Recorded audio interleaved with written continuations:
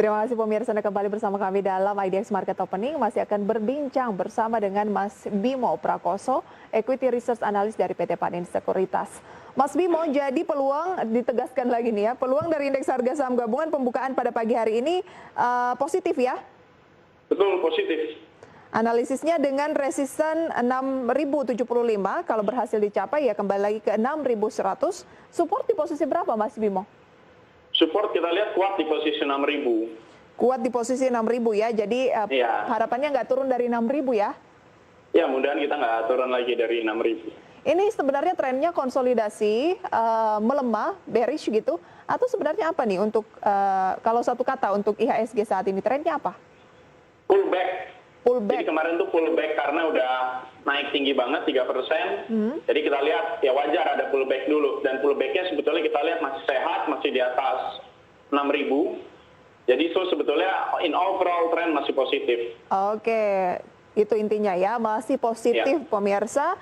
Sambil menanti pembukaan perdagangan yang kurang lebih 3 menit lagi, pukul 9 pemirsa, saya ajak Anda untuk menyimak emiten update. Mungkin salah satunya adalah portofolio saham Anda. Yang pertama, ada Bank BTN, laba BTN atau BBTN, ini naik 671% menjadi 1,6 triliun rupiah di 2020.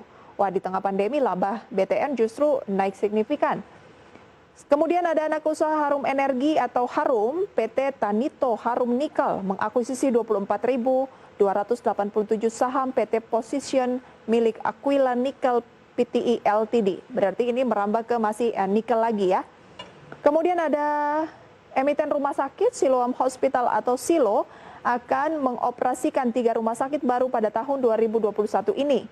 Dan yang terakhir ada Matahari Department Store atau LPPF yang akan tutup 6 gerai lagi tahun ini karena ruginya sudah mencapai 823 miliar rupiah pada tahun ini.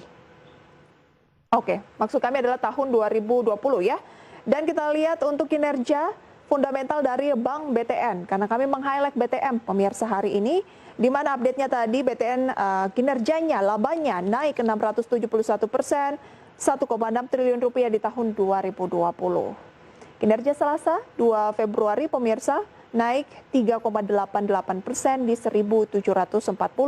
Kinerja selama 6 bulan terakhir juga positif 33%, pernya 12 kali, PBV-nya 1,05 kali, market cap-nya 18,4 triliun rupiah. Mas Bimo, Betul.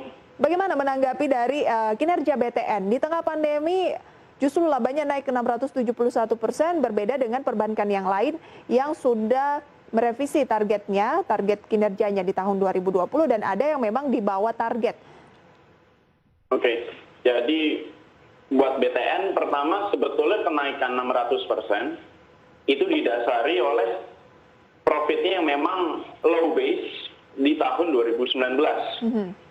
Jadi sebetulnya kalau kita compare pantas aja jadi akhirnya naik 600%. Tapi sebetulnya walaupun naik 600%, itu kan belum bisa recover seperti tahun 2018. Hanya in overall, tetap kita lihatnya ini adalah positif, karena di 2019 itu terjadi penurunan yang sangat signifikan akibat Bank BTN itu melakukan yang namanya, kita bisa bilang kitchen sink. Jadi BTN itu bersih-bersih, provisionnya BTN itu naik signifikan di tahun 2019. Yang dimana ini bisa menjaga kalau misalkan ada future shock, terus ada losses dari NPL-nya, ini bisa terjaga dari provision yang sudah disiapkan di 2019. Makanya di 2020 akhirnya secara growth rate itu naiknya sangat signifikan. Jadi itu yang kita lihat dari positif GCG dari Bank BTN. Itu poinnya yang bisa kita highlight dari kinerja BTN di 2020 ini. Oke, dari segi fundamentalnya, baik itu pernya 12 kali, PBV-nya 1,05 kali, kalau di-compare dengan perbankan dengan buku yang sama ya, golongan yang sama untuk BBTN, semenarik apa untuk kita berinvestasi di emiten ini? Oke, jadi buat BTN itu sebetulnya kalau kita bandingkan dengan peers yang sama, itu masih sedikit diskon ya. Masih sedikit diskon, valuasi menarik. Dari fundamental, kita juga positif sama GCG, yang kemarin yang tadi udah dibilang 2019 ada kitchen sink, Itu kan dari internalnya juga udah berusaha merombak. Terus dari faktor eksternal, ini SLPP dinaikkan 2 kali lipat. Ini juga kita lihat yang positif. Kedua, dari NPL di sektor perumahan, itu sebetulnya udah menunjukkan tren penurunan. NPL yang di perumahan itu paling tinggi Juni 2020 kemarin. Jadi ini positif kedua buat perbankan, atau khususnya BTN yang memang untuk sektor properti.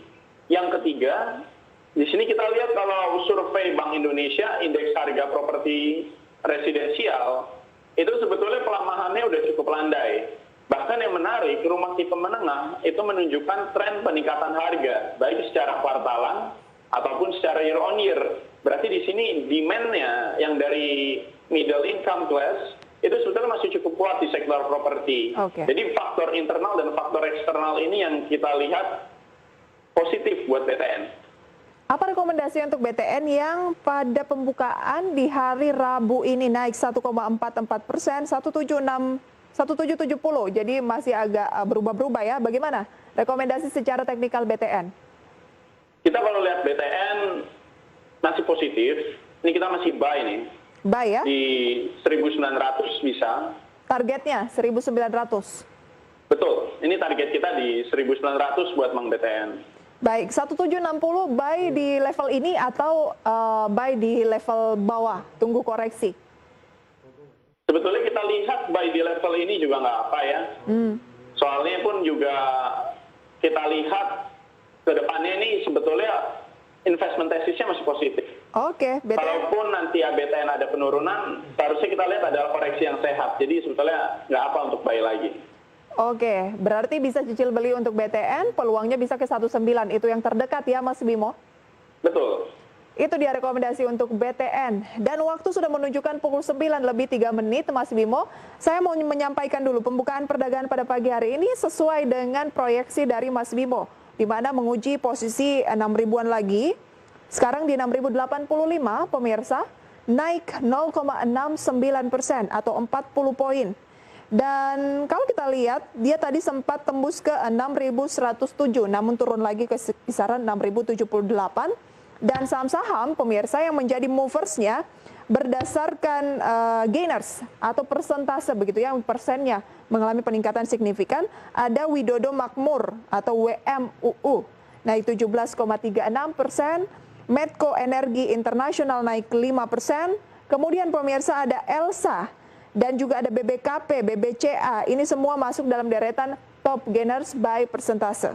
Kemudian kalau yang menjadi top losersnya pemirsa, kalau Anda juga mencermati data RTI pada pagi hari ini adalah SBAT, Sejahtera Bintang Abadi yang turun 6%, AGII turun 6%, TBIG pemirsa turun 3%, dan Harum serta Bumi juga masuk dalam deretan emiten-emiten yang menjadi top loser berdasarkan persentase pada pagi hari ini. Satu lagi kategori yang ingin saya sampaikan ya, net foreign buy pemirsa yang terbesar tentunya adalah BBCA, karena BBCA tadi masuk dalam deretan top gainers persentase dan saat ini masuk dalam deretan net foreign buy 21,3 miliar rupiah pada pagi hari ini. BBRI juga, Astra, BBNI, Mika, Unilever, Kalbe Farma. Mas Bimo nanti akan kita bahas ya, saham pilihan Mas Bimo nih apa? Saya curiga tampaknya adalah perbankan, karena tadi begitu optimis ya menyampaikan mengenai emiten perbankan dan juga properti. Kami tampilkan usai jeda pariwara berikut pemirsa, pastikan Anda masih menyaksikan IDX Market Opening.